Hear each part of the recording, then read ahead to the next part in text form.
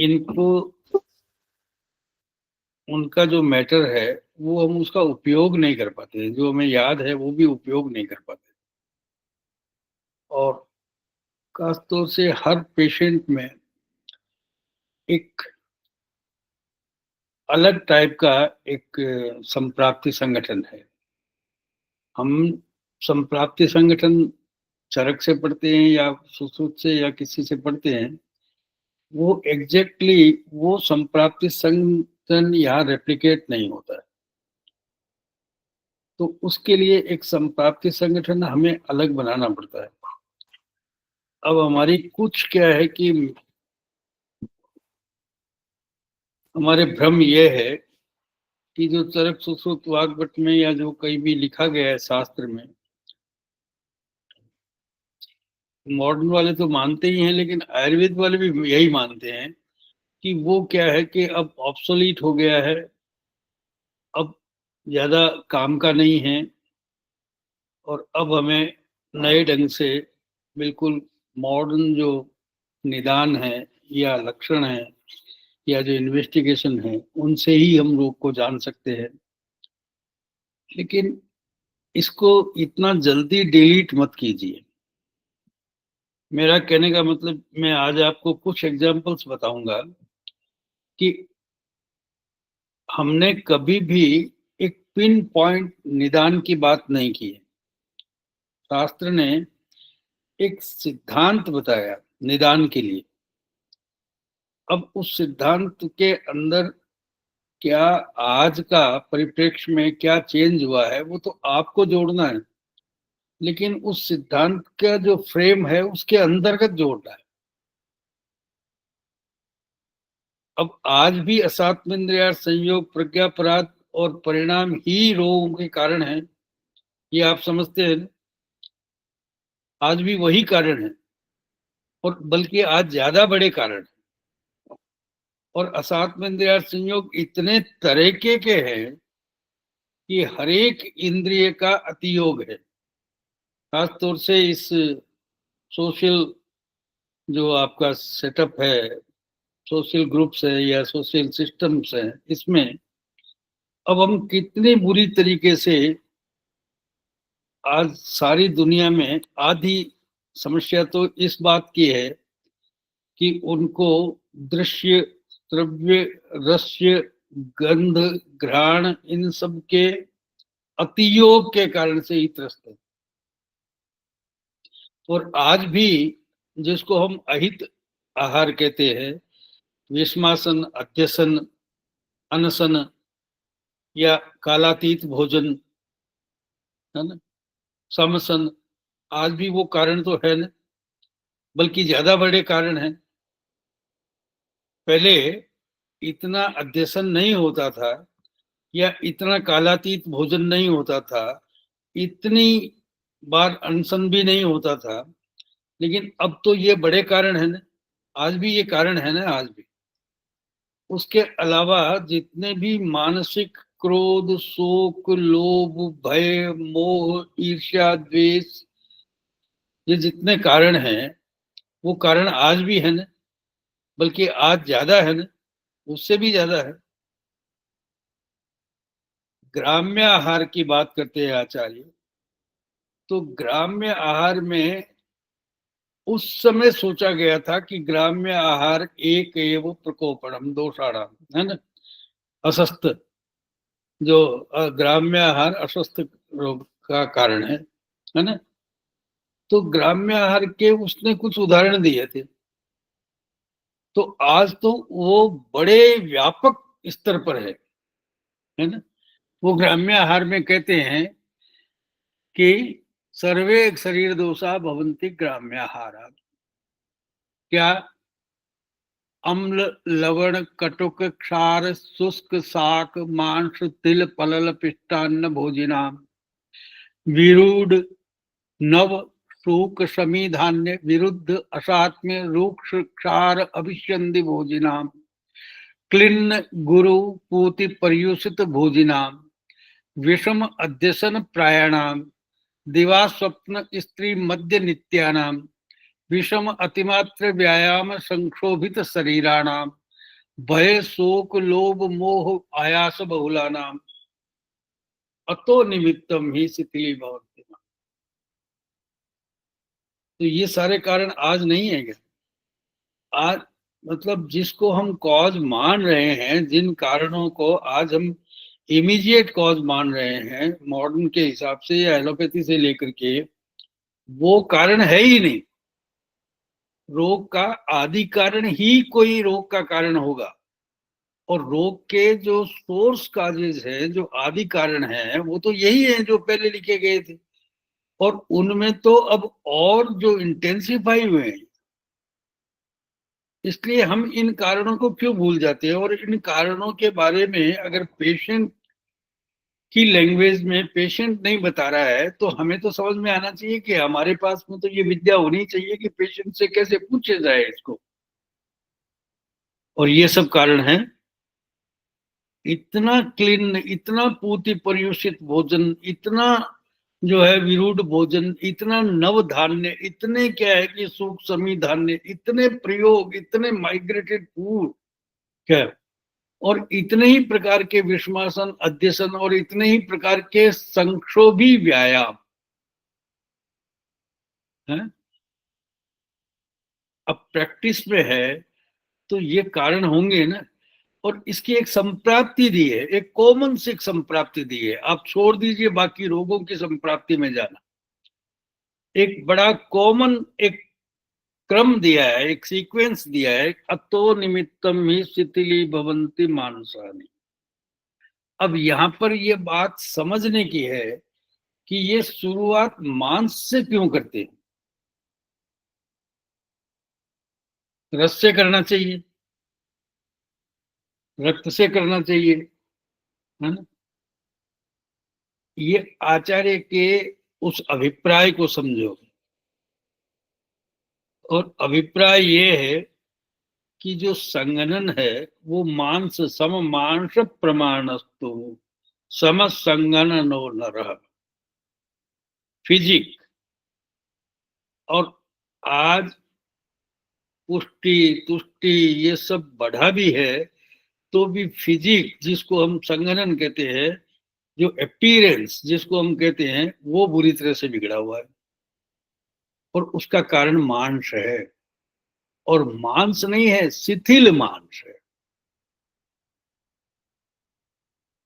पहले लोग खाना अच्छा खाते थे, चाहे कम खाते थे, चाहे वो पौष्टिक नहीं था, लेकिन व्यायाम करते थे, अपनी क्षमता के हिसाब से करते थे, और उनका मांस जो है वो शिथिल नहीं था, है ना, शिथिल मांस। अब यह बात आप शारीर स्थान 4 सुश्रुत का पढ़ेंगे तो मांस धरा कला से ही अवयवों का निर्माण होता है ना। जो त्वचा का जो अंतिम लेयर है वो मांस स्तर है, और उसके बाद में कलाएं शुरू होती है, और कलाओं से फिर आशय बनते हैं। शरीर के डेवलपमेंट, इस बॉडी का जो डेवलपमेंट है, उसमें मांस धरा कला का पहला नाम है कला में, और शुक्र धरा कला जो है वो अंतिम है, और पित्त धरा कला उससे पहले है। तो वो जो शुक्र धरा कला है वो उस ऑर्गेन का सीड सेल है। वो हर एक टिश्यू को डिफ्रेंशिएट करता है कि ये टिश्यू इस तरह का होगा और ये टिश्यू इस तरह का होगा। तो ये बात मैं अपनी तरफ से नहीं कह रहा हूं, मैं आपको शास्त्र में इतना विस्तार नहीं किया जा सकता। शास्त्र को तो समुद्र भरना था बूंदों में, इसलिए वो विस्तार से कैसे बताएगा। लेकिन ये विस्तार कम से कम हमें सोचना पड़ेगा जब हम चिकित्सा करते हैं।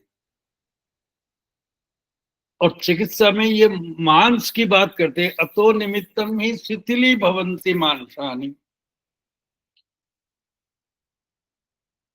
विमुच्यते संदेह।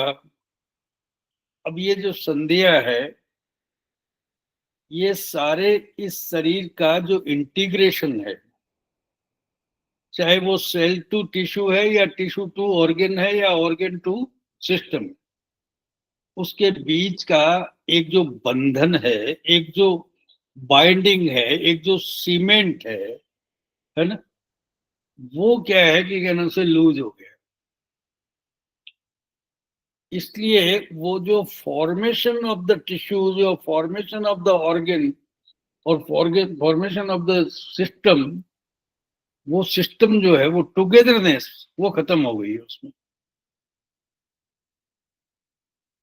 अब वो संध्या का मतलब हम तो समझ लेते हैं केवल जॉइंट्स, और वो भी कुछ जॉइंट्स हमने समझ रखे हैं, मॉडर्न में भी समझ रखे हैं, लेकिन ऐसा नहीं है। आचार्य के बड़े विस्तृत जो है वो मीनिंग होती है उसमें।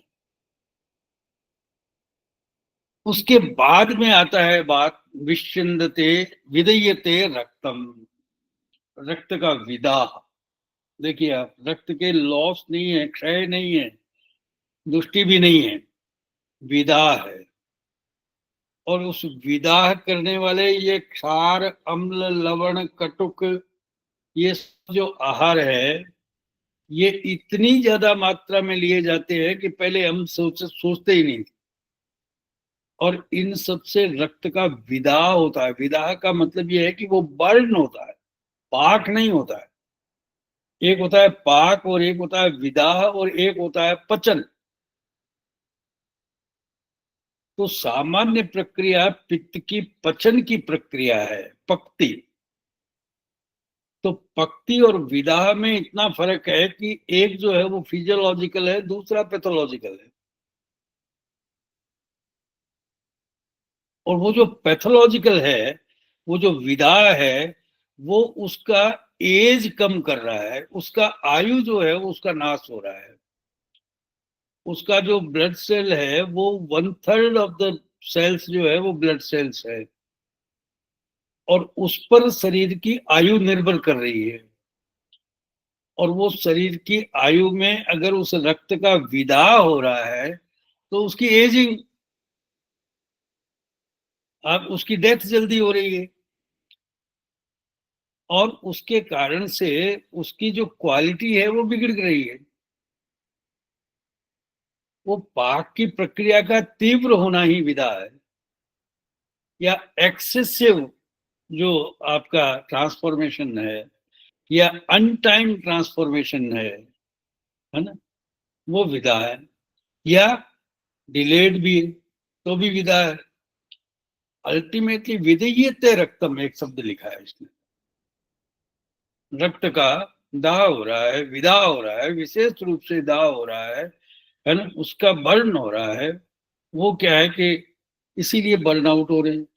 लोगों को देखते हैं कि हम 5 मिनट तो सुनेंगे, उसके बाद में 6 मिनट तो हो गए, बस बस बहुत हो गया, आप सुन लिया, मैंने समझ गया मैं बात।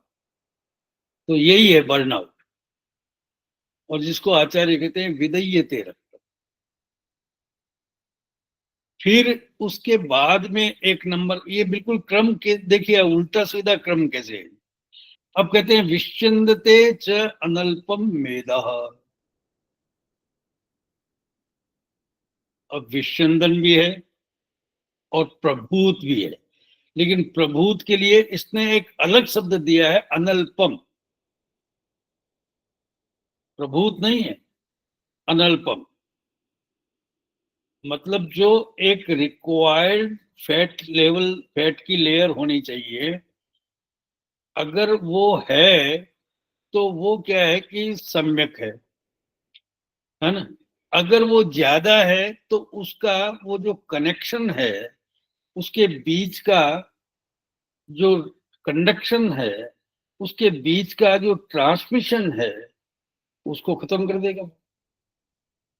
वो अनल्प है। अनल्प मतलब एक्सेस है, समथिंग एक्स्ट्रा, है ना।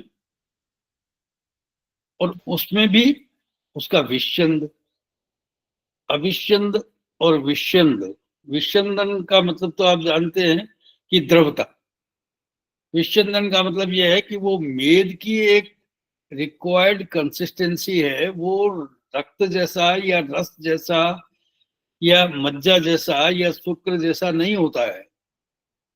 उसमें उसकी एक कंसिस्टेंसी है, वो बद्ध होना चाहिए, वो द्रव होता है और वो भी एक्सेस होता है। तो वो जो उसके बीच का जो मैग्नेटिक एरिया है वो डिस्टर्ब हो रहा है, उसके बीच का जो कंडक्शन है वो डिस्टर्ब हो रहा है, वो विच्छेदन हो रहा है, वहां द्रवीकरण हो रहा है उसका, और वो भी अधिक मात्रा में हो रहा है। और उसके बाद में अब लास्ट में लिखते हैं न संधीयते अस्थिसु मज्जा। और ये मेद जो प्रॉपर होता तो अस्थि संधियों में जाकर के यही मज्जा में परिवर्तित होने वाला था, है ना। यही मेद जो है, ये अगर फिजियोलॉजिकल होता तो इसका जो नेक्स्ट परिवर्तन है केवल स्थान भेद से इसको मज्जा कहते। वो अस्थि के अंतर्गत है वो मज्जा है, अस्थि के बाहर है वो भेद है, लेकिन वो विच्छिन्न है, अनल्प है। इसलिए क्या है कि वो अस्थियों में मज्जा का निर्माण भी प्रॉब्लम में आ रहा है। और क्रम यही होता है, आप देखिए जितने भी प्रकार के डिजीजेज है वो क्या है कि बोन मेरो में ट्रांसफर हो रहे हैं बहुत जल्दी, है। हम तो एनीमिया के पेशेंट देखते हैं, उसको थोड़ी देर बाद में तो कहते हैं वो माइलाइड ल्यूकीमिया, अब सीएमएल हो गया, सीएमएल हो गया, अब तो आपको बोन मेरो ट्रांसप्लांट कराना पड़ेगा, है। अब तो आपको प्लेटलेट ट्रांसप्लांट कराना पड़ेगा। इतना स्पेसिफिक हो गया ट्रीटमेंट, चलिए आप कर भी देंगे, लेकिन कुल मिलाकर के ये बात जो है समझे तो सही कि ये क्रम ऐसे चालू होगा, ये पेशियों का नाश होगा, मांसपेशियों का नाश होगा, वो शिथिल हो जाएंगी। तो जो फिजिकल एक्टिविटी है वो नहीं होगी, फिर गौरव होगा, फिर पिपीलिका भी शरण होगा। ये मांस में ही ये लक्षण दिया हुआ है, ये मांस के क्षय के साथ में ही, ये मांस के प्रदूषित विकारों में ही ये लक्षण दिया हुआ है कि पिपीलिका से वो टिंगलिंग सेंसेशन, वो सूचिवेद तो वो किस प्रकार का, क्योंकि वो पेशी जो है वो उसके नर्व के साथ में उसका कोऑर्डिनेशन खत्म हो गया है, वो शिथिल हो गई है। वो जिस तरह की एक्टिविटी होनी चाहिए, उत्क्षेप अवक्षेप आकुंचन प्रसारण होना चाहिए, वैसा नहीं हो रहा है, या हो रहा है तो वो एक्सेस एनर्जी कंज्यूम कर रहा है, वो सुख से नहीं हो रहा है, वो अनिर्वेद पूर्वक नहीं हो रहा है। और ये डिजीजेस नहीं हो रही है अभी, ये डिजीज प्रिपरेशन हो रहा है। ये संप्राप्ति का, जैसे स्वास्थ्य ब्रिक बाय ब्रिक बनता है, वैसे ही यहाँ पर डिजीज फॉर्मेशन हो रहा है सेल बाय सेल। और किस तरह से हो रहा है इसको समझिए। अगर इसको समझ लेंगे तो हमें कोई और विशेष रोग की संप्राप्ति अलग से बनाने की जरूरत नहीं पड़ेगी। यही संप्राप्ति है सभी रोगों में, मैं आपको बता रहा हूं। ये सब रोगों में ये एक कॉमन सिस्टम है, संप्राप्ति का तरीका यही होगा। और नया तरीका कैसे आएगा? शास्त्र में इतने हजारों साल से उन आचार्यों ने, वो कम से कम हमसे तो ज्यादा ही बुद्धिमान थे, तो उन्होंने इतने सोच समझ करके लिखा है कि ये एक तरीका है। तो वो शिथिली भवंती मानसानी, है ना। और उसके बाद में विमुच्यते संदेय विदयते रक्तम विच्छिन्दते चानल्पम वेद न संधीयते अस्ति सुमज्जा शुक्रम न प्रवर्तते। अब वो जो शुक्र धरा कला है उसका डिस्टरबेंस होगा लास्ट में, यही क्रम है उसका। और शुक्र धरा कला का मतलब ये है कि वो ऑर्गेन का सीड सेल है, इसलिए फिर ऑर्गेनिक डैमेज अब शुरू होगा। इसका मतलब शुक्रम न प्रवर्तते का मतलब ऐसा नहीं है कि उसमें कोई क्लेब्य हो जाएगा, उसमें सांड्य हो जाएगा, ऐसा नहीं है। शुक्रम न प्रवर्तते का मतलब यह है कि वो शुक्र धरा कला का निर्माण नहीं होगा सम्यक।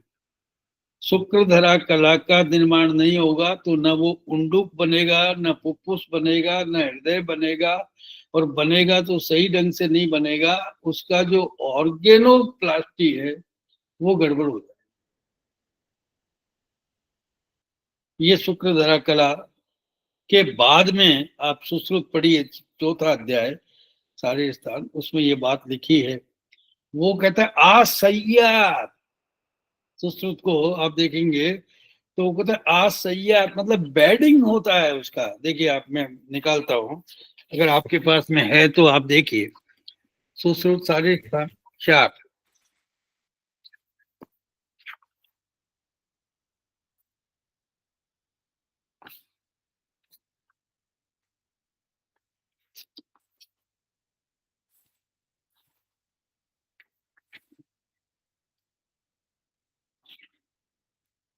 हाँ, अगर आपके पास डलन टीका है तो 357 पेज पर है, और लास्ट लाइन है इसकी 357 पेज की। आशय्या अभ्यास योगेन करोति आशय संभवम। आशय्यात, आशय्यात का मतलब यही है कि वो बेडिंग होगा उसका, सैया है ना, समन्ता, चारों तरफ उसका एक एक लेयर बन रहा है आशय का। आशय संभावना हो रही है, या आशय का जन्म हो रहा है, या ऑर्गेन का जर्मिनेशन हो रहा है ऑर्गेन का। तो वो कहता है आशय्या अभ्यास योगेन करोति आशय संभवम, और ऐसे धीरे धीरे वो आशय बन रहा है। ये जो इवोल्यूशन ऑफ द बॉडी है, वो ही क्या है कि डिवोल्यूशन अगर उसका होता है तो वही रोग है। संप्राप्ति जैसे शरीर बनता है, उसकी बनने की प्रक्रिया में अगर कोई विकृति आती है तो वही रोग बनने की प्रक्रिया है। अलग क्या होगी उसमें, है?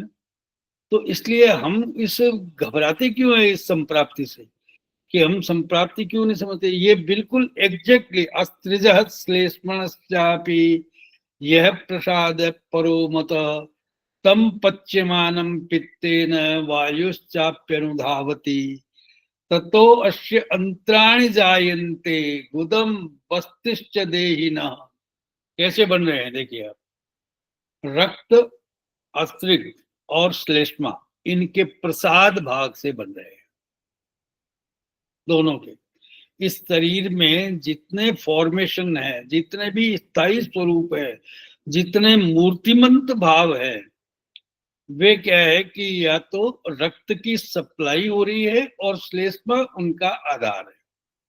सीमेंट, सीमेंटेशन हो रहा, श्लेष्मा स्नेहो बंध स्थिरत्व गौरव बल, वो बंधन का कारण ही श्लेष्मा है।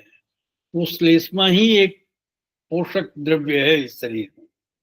अस्त्रिज श्लेष्मणश्चापि ये प्रसाद परो मत, पर तम पच्यमानम पित्तेन, पित्त केवल ये काम करता है कि उस फॉर्मेशन के अलग अलग रूप बनाता है। वो ईंट, आप मिट्टी को अगर ईंट के खांचे में डालेंगे तो ईंट बन जाएगा, चाक पर चढ़ाएंगे तो घड़ा बन जाएगा, और सुराही बन जाएगी, उसका दीपक भी बन जाएगा, उसका ग्लास भी बन जाएगा, है ना। उसका पाक कैसे करेंगे उस पर डिपेंड करता है, उसमें वायु का, एयर का स्पेस कितना छोड़ेंगे उससे बन जाएगा। तो ये त्रिदोष जो है इस शरीर को बना रहे हैं, इस आशय को बना रहे हैं। और वो आशय अलग अलग कैसे बन रहे हैं कि ये पहला काम तो रक्त की सप्लाई उसमें होना चाहिए, और वो भी प्रसाद रूप में होना चाहिए। दूसरी बात यह है कि वहां श्लेष्मा का प्रसाद रूप होना चाहिए। तीसरी बात यह है कि पित्त से उसका पाक होना चाहिए। फिर वायु से उसका अनुधावन, उसमें वायु साथ में घूमना चाहिए। तो जैसे जैसे वायु स्थान ग्रहण करेगा वैसे वैसा बनता जाएगा।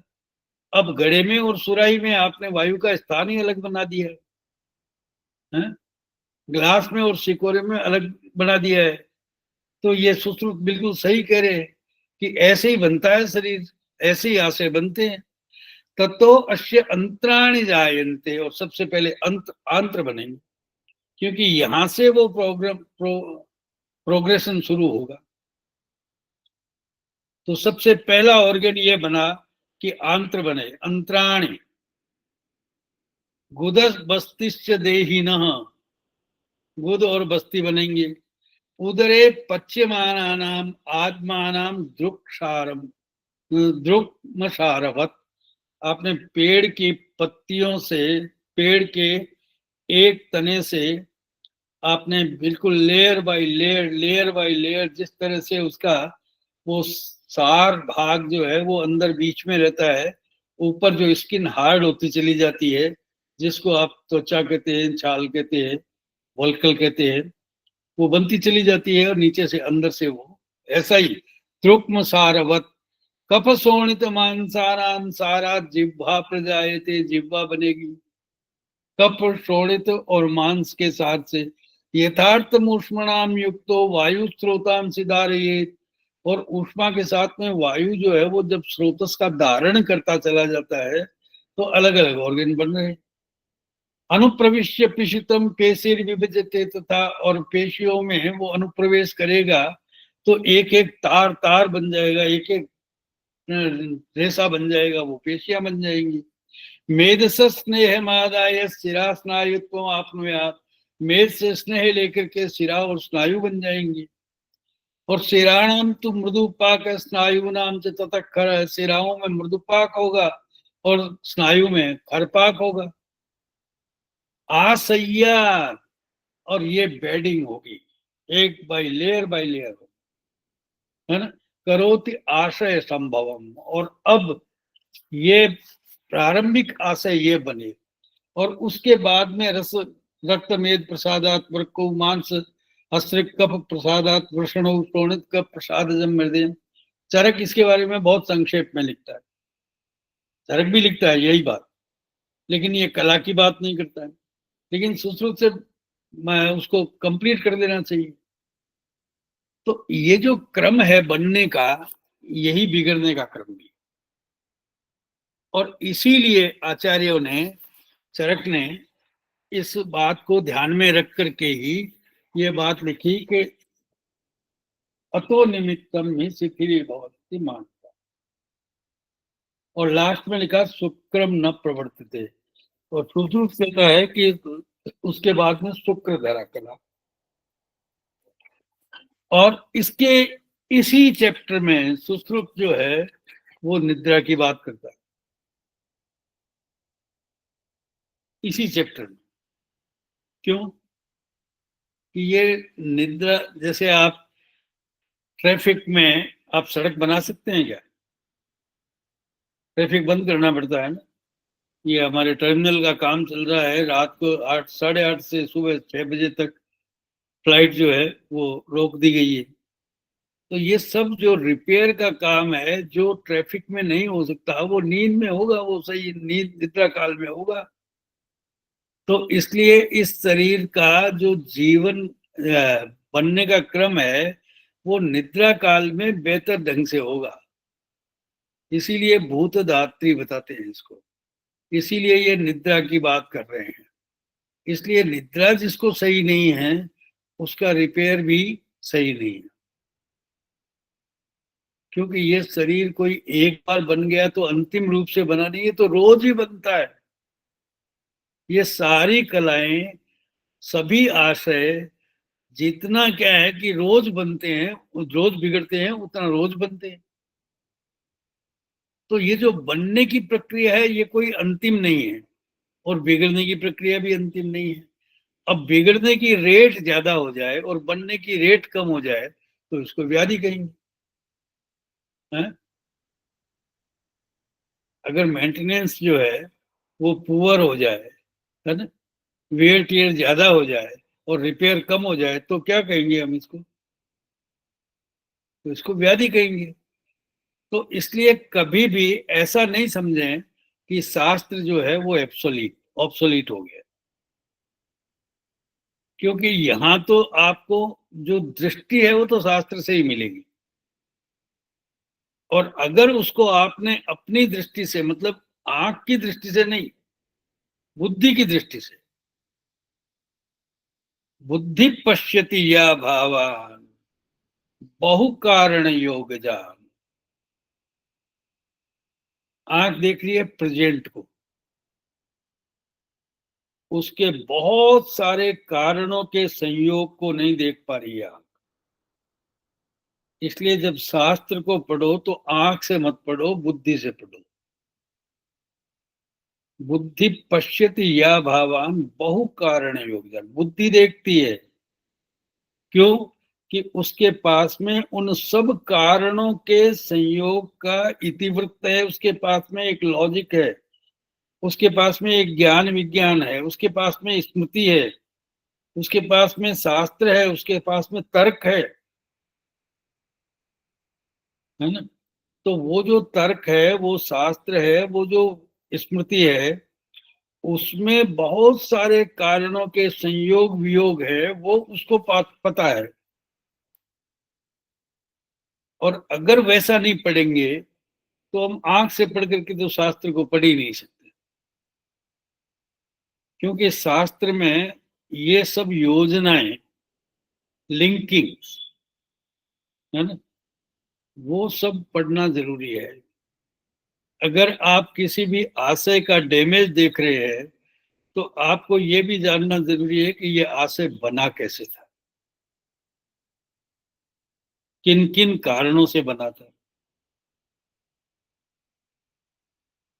किन भावों से बना था, कब बना था, उसकी क्रोनोलॉजी क्या है, सबसे पहले क्या बना था, उसके बाद क्या बना था, उसके बाद क्या बना था,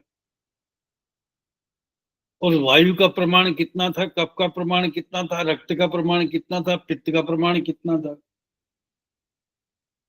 और हर एक आशय में ये अंतर तो होगा उसमें। हम्म?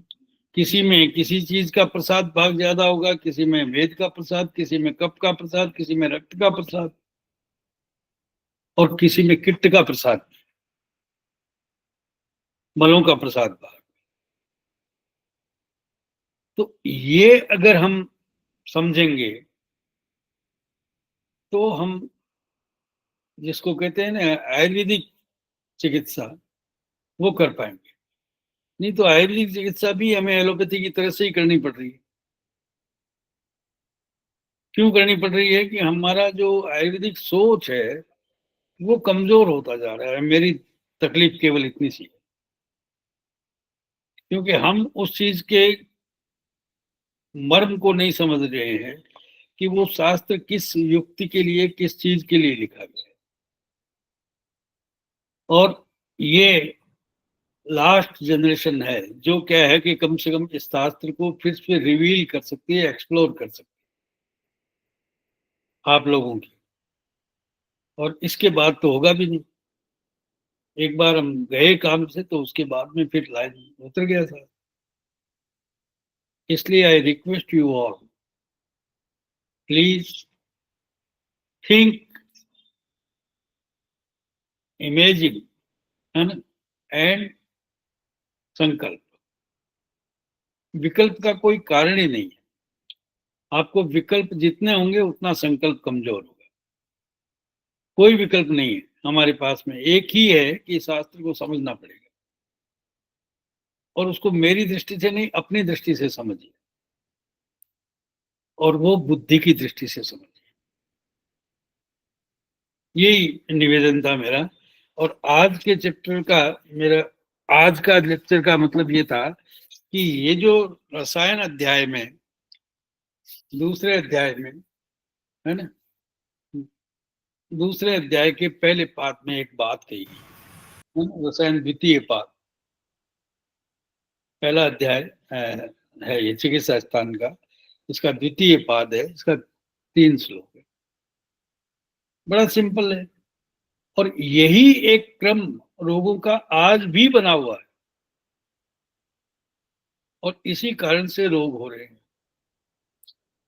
इसके बाद में वो जयप्रकाश उस दिन कह रहे थे देश काल ऋतु जल इत्यादि का, तो ये बात सही है कि अब इसमें बहुत सारे एडिशंस तो है, लेकिन एडिशन का मतलब ये नहीं है कि हम बेसिक को भूल जाएं और एडिशन को ही याद रखें।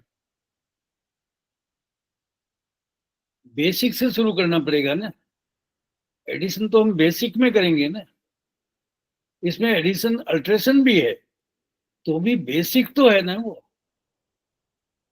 उस बेसिक को याद किए बिना एडिशन अल्ट्रेशन का कोई मतलब नहीं है। हम एडिशन अल्ट्रेशन ही जानते हैं, बेसिक नहीं जानते। और बेसिक नहीं जानते हैं तो हम यहाँ पहुंचेंगे नहीं। अब वो मांस क्यों शिथिल हो रहा है, इसको हम सोच ही नहीं सकते। दिक्कत ये है। कितने लोग हैं, बहुत अच्छी बॉडी, बहुत अच्छी है, सब कुछ ठीक है ना, लेकिन उसके बावजूद भी बीमार हैं। तो वह कारण क्या है? कारण तो ये है, ग्राम्य आहार है। इतने सारे निदान लिखे गए हैं, वो सब है नहीं उसमें। अब वो आज नहीं तो कल होंगे, होंगे जरूर ये सब कारण। तो इसलिए डिजीज को आप फोर्स ही करें कि आज जो पेशेंट आया है, उसके साथ में अटेंडेंट आया है, वो अपनी बात नहीं बता रहा है, लेकिन उसमें भी ये कारण। और उसको आप अगर बता देंगे तो आप तो ब्रह्मज्ञानी लगेंगे उसको। आप तो ऐसा लगेगा, अरे यार ये तो कितना जबरदस्त आदमी है, मैंने तो कुछ बताया भी नहीं था, ये बता रहा है। और मैं क्या बता रहा हूँ, ये तो शास्त्र बता रहा है। ये बात शास्त्र कह रहा है। तो it is your responsibility to educate your patient to prevent the health, है ना। और इससे बड़ा व्यवसाय कोई नहीं है। तो हेल्थ के बारे में इतना डिटेल सोचने वाला शास्त्र, जिसको हम इग्नोर कर रहे हैं, ये तो हमारा बड़ा पाप है। चलिए, ये तो हुई एक बात कि हम निदान के बारे में अब कोई भ्रम नहीं रहना चाहिए कि शास्त्र जो है उसके निदान अब कोई काम के नहीं। ये भ्रम तो निकल गया होगा मेरे ख्याल में। अब दूसरी बात करते हैं कि सिम्टम्स की या रूप की, कि अब तो उसके प्रेजेंटेशन भी डिफरेंट है। अब हम दूसरी बात करते हैं कि डिजीज के प्रेजेंटेशन जो है वैसे थोड़ी रहे हैं, वात पित्त कफ के अनुसार थोड़ी रहे हैं। अब तो बैक्टीरिया के हिसाब से बदल गई। अब तो क्या है कि क्या नाम से बहुत सारे ऐसे निदान और आ गए थे जिसके कारण से प्रॉब्लम हो गई। लेकिन ये बात आप ध्यान रखिए कि जितने भी लक्षण हैं उसमें कार्य कारण संबंध है। और लक्षण की चिकित्सा इसलिए नहीं हो सकती क्योंकि उसमें कार्य का जो कारण का जो अनुबंध है उसका विच्छेद करना पड़ेगा। अगर एंटीबायोटिक लेने से रुक्षता है तो वो अलग टाइप की चीज है, उसका अलग चिकित्सा है। भेषज क्षपिते देहे आहार व्रंगाणाम। अगर भेषज से देह क्षपित है तो आहार से व्रंगण होगा, पत्याहार से व्रंगण होगा। लेकिन अगर रात्रि जागरण है, उससे रुकता है, तो दिवा स्वप्न से होगा। अगर बलवत् से विग्रह से है तो घी और दूध पीने से होगा। अगर वो जिम जाकर के कर रहा है तो उसकी डाइट जो है वो वे प्रोटीन जरूरी है उसको। तो कुल मिलाकर के कार्य कारण चिकित्सा तो होगी ना। लक्षण अगर हम देख रहे हैं तो लक्षण की चिकित्सा तो हो ही नहीं सकती।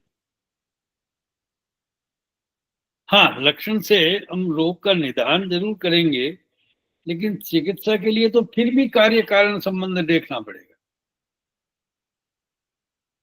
और जो कार्य कारण संबंध तक नहीं पहुंचते हैं उनकी चिकित्सा सफल नहीं होती। ये समस्या है, यही है। क्योंकि कार्य तो नष्ट हो जाएगा। कारण बना रहेगा, इसलिए रिकरेंस होगा, उसमें पुनरावर्तन होगा।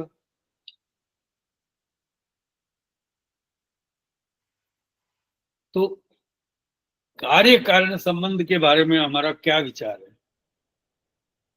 कारण दो प्रकार के हैं। इसका जो मैनिफेस्टेशन है वो एक चीज है, और इसका जो प्रोडक्शन है वो एक चीज है। उत्पादन और व्यंजन। उत्पादक कारण अलग हैं और व्यंजक कारण अलग है। हम ट्रिगर फैक्टर्स को जान रहे हैं केवल। अभी हम ये देख रहे हैं कि ये इसका ट्रिगर फैक्टर है, इसके कारण से हो रहा है। पेशेंट को भी यही पता है केवल कि मैं जिस दिन होटल में खाना खा लेता हूं तब क्या है कि मेरे को अतिसार या प्रवाहिका हो जाती है। ये उसका व्यंजक कारण है। ट्रिगर कारण ये है कि सबको तो नहीं हो रहा है। होटल में खाना खा रहे हैं, आधी दुनिया होटल में खाना खा रही है, फिर तो नहीं हो रहा है। तो उत्पादक कारण जो है वो सब में है, लेकिन कोई व्यंजना जो है वो उसमें नहीं है। तो उत्पादक कारण जो है उसको भी दूर करना पड़ेगा, और उसके लिए वो उत्पादक कारण बहुत गंभीर हो गया है, क्योंकि उसमें व्यंजना हो रही है, बार बार हो रही है, बार बार मैनिफेस्टेशन हो रहा है, हर बार ऐसा हो रहा है। तो why not you avoid this type of the food. लेकिन उसके अलावा उसका वो जो बेसिक सिस्टम है जहां से उसका उत्पादन हुआ है वहां तक आपको सोचना पड़ेगा।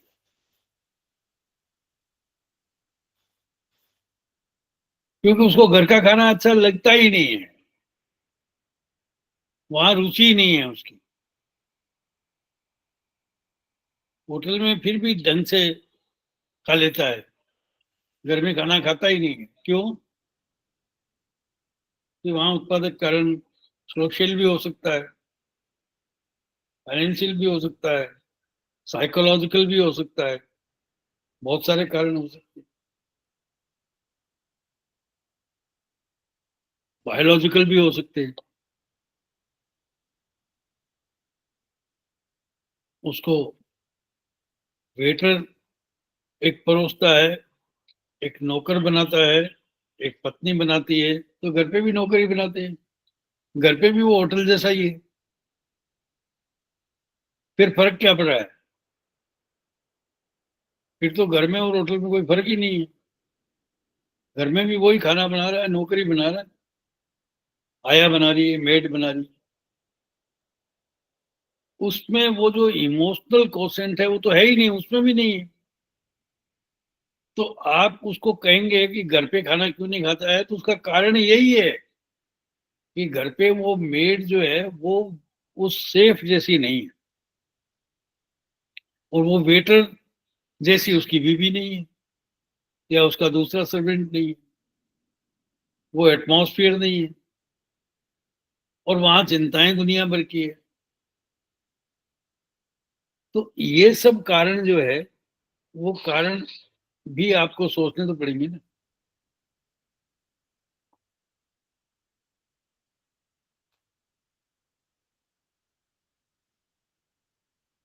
एक पेशेंट है,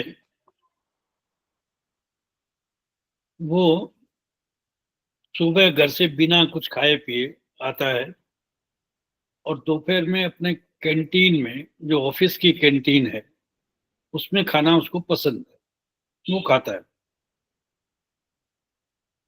या होटल में खाना खाता है, मंगवा के खाता है जोमेटो वोमेटो से। अब आप देखिए, मैंने उस पेशेंट को बहुत लंबे टाइम से, उसको आईबीएस है, उसको अल्सरेटिव कोलाइटिस भी हो चुका है 2-3 बार, यंग आईटी प्रोफेशनल। तो मैंने उसको कहा, मैंने कहा यार तुम, घर पे खाना बनता तो है? कि हाँ बनता है, मेरे पापा भी सर्विस पे जाते हैं, मेरी सिस्टर भी जाती है, मेरी मम्मी भी जाती है, तो खाना तो जल्दी बन जाता है। सब टिफिन लेके जाते हैं। तो मैंने कहा सभी थोड़े बहुत बीमार सभी होंगे कि नहीं? ज्यादा तो नहीं है हाँ, लेकिन थोड़ी बहुत प्रॉब्लम चलती रहती है। तो ये जो घर पे खाना खा के जाने का सिस्टम बंद कैसे हुआ? इसलिए हुआ कि हम 8 बजे उठते हैं, 9 बजे ऑफिस जाना होता। कम से कम 4 घंटे 3 घंटे तो चाहिए ना उसको भूख लगने के लिए, उसको वापस ऑपरेट करने के लिए सारे सिस्टम को। तो पहले लोग बाग जो ब्राह्म मुहूर्त में या 5 बजे उठते थे, वो 8 बजे 9 बजे तक उनको भूख लग जाती थी और खाना खा करके खाए बिना जा ही नहीं सकते थे। अब प्रॉब्लम यह है कि वो उठता ही 8 साढ़े 8 बजे है और 9 बजे 9:30 बजे तक उसको बड़ी मुश्किल से दो चार काम कर करा करके जाना भागना पड़ता है। और फिर ट्रैफिक का बड़ा लंबा स्ट्रगल होता है, और उसके बाद में ऑफिस में थोड़ा शांति से बैठता है, तब जाकर के दोपहर में सब लंच का टाइम होता है, एक माहौल होता है, खा लेते हैं। वो जैसा तैसा भी है, अच्छा लगता है। तो ये जो सिस्टम है ये आप समझ रहे हैं कि वहां से शुरू हो गया दिनचर्या से, मतलब सुबह उठने से लेकर के ही शुरू हो गया है सिस्टम। तो उसको आप दोबारा से करेक्ट नहीं करेंगे तो ये रोग ठीक नहीं होगा। तो मैंने उसको कहा, मैंने कहा देख भाई, तो कुछ भी जिम में मत जा, लेकिन 6 बजे उठ करके और कम से कम 9 बजे खाना खा लिया। अब वो 9 बजे तक उसको भूख लग जाती है, गर्मा गर्म खाना बन रहा है, उसकी सुगंध से ही भूख लग जाती है।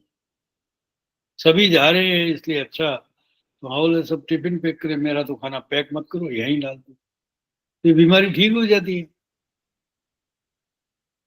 ऐसा कोई बहुत बड़ा काम थोड़ी था। काम यही, प्रॉब्लम यही थी कि वो सुबह उस खाने के लिए 8 6 बजे उठने लग गया, तो उससे ही सारा दिनचर्या रेगुलेट हो गई। उसके बाद में वो जो क्लीन और पूती पर्यूषित भोजन है, वो होटल वाले क्या है कि आपको 15 मिनट में तो सब कुछ रेडी करके ला देंगे। तो 15 मिनट में रेडी करके लाएंगे तो जोमेटो वाला तो 10 मिनट टाइम लेता है। 10 मिनट में आपका खाना घर पे पहुंचाने का वादा करता है। तो आप सोचिए 10 मिनट में खाना बन सकता है कोई भी? और कोई भी आदमी 10 मिनट में पैक भी नहीं कर सकता। तो इसका मतलब क्या हुआ कि वो तो पैक ही किया पड़ा है, उसको तो केवल उठा करके लाना है, और बना तो कब से है पता ही नहीं है। तो यही तो बात है, क्लीन पूति पर्युषित भोजिना, स्टाइल भी है क्या, और बिल्कुल स्पॉइल्ड फूड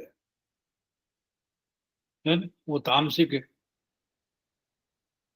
यातयामम गतरसम पूति पर्युषितम चतर है? तो फिर आप क्या उम्मीद करते हैं सत्व की? फिर अब कैसे उम्मीद करते हैं कि उसमें क्या है कि कुछ लोभ मोह क्रोध ईर्ष्या द्वेष इत्यादि खत्म हो जाएंगे? हैं? कैसे ह्यूमैनिटी डेवलप हो जाएगी? तो कुल मिलाकर के एक पर्सन का जो पर्सोना है, वो आचार्य कहते हैं आहार संभवम वस्तु। ये जो पर्सनालिटी है, जो भी आपकी पर्सनालिटी है, वो आहार से है। आहार संभवम वस्तु, प्राणी नहीं लिखा, वस्तु मतलब you are the commodity and you are made of the food. आप आहार से ही बने हुए हैं।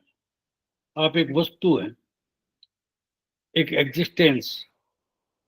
और आपका एग्जिस्टेंस और आपका नॉन एग्जिस्टेंस डिपेंड करता है कि वो आहार कैसा है। कैसा है हिताहार? अब हिताहार के तो इतने सारे कंसिडरेशन।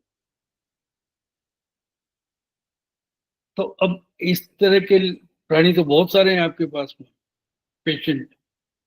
और मैंने बताया था, सुश्रुत कहता है कि सबसे पहले अंत्र ही बनता है। फर्स्ट ऑर्गेन है वो जो आंत्र, अंतराणि जायन्ते। फर्स्ट ऑर्गेन है ना, जो ओरिजिनेट हो रहा है इस बॉडी में, वो अंत्र है। वो कब तक अपनी माँ के रक्त से उसका पोषण होता रहेगा उस बच्चे का, उसका स्वयं का एक अंतर बन जाएगा तब तक। उसके बाद में वो क्या है कि उसको रिसाइकिल करेगा और अपने ढंग से उसको काम में लेगा।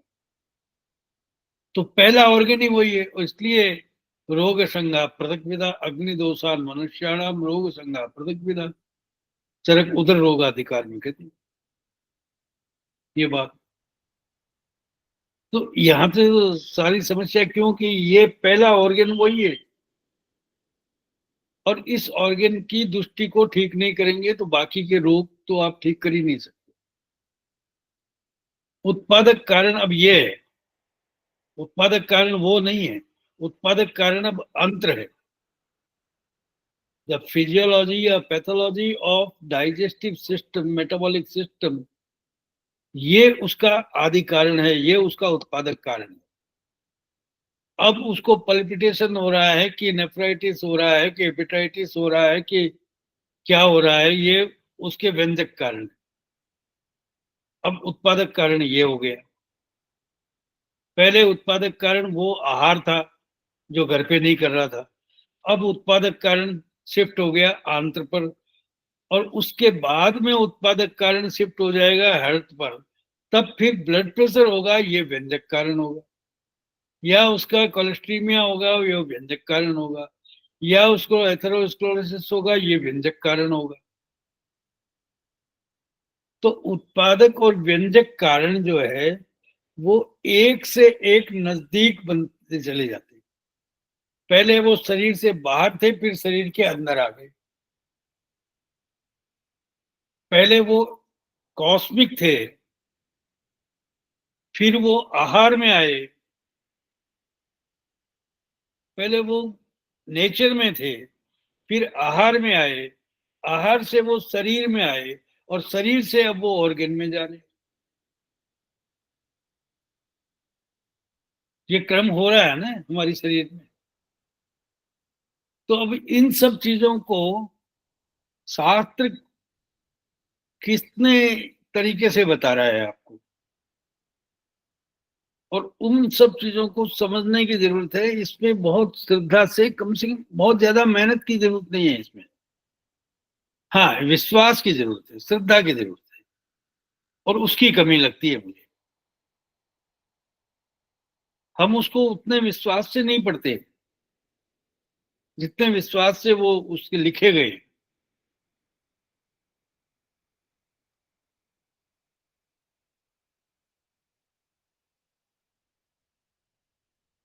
अब मैं कारणों के बारे में तो ठीक है, लेकिन लक्षणों के बारे में और विवेचन करेंगे नेक्स्ट टाइम।